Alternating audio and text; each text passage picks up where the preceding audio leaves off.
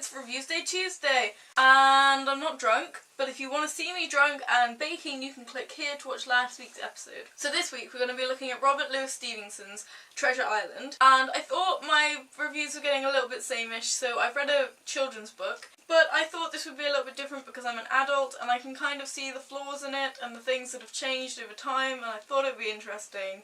Let's hope it is. So, Treasure Island is a really interesting book.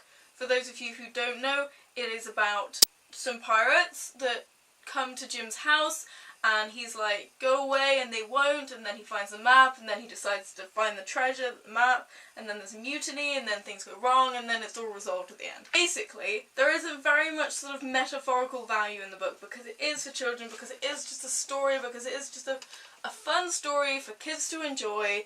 And it's just that. So it's got lots of adventure, it's got lots of descriptiveness, but it's not really got that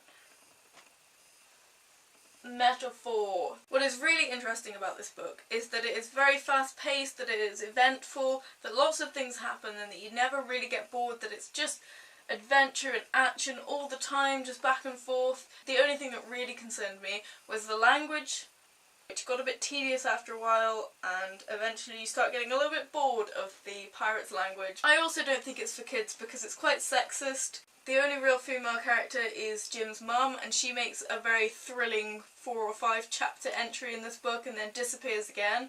The rest of the characters are all male, including all of the main characters and all the narrators, which is a bit disappointing really, but it is an old book, so you can kind of give it a little bit of leeway, but at the same time it's like, you don't want to be reinforcing those things as the children. So the version that I originally saw, Treasure Planet, had more female characters, one of which was the captain, so a very strong female character, and I really thought that was important, and it really helped carry through some of those important...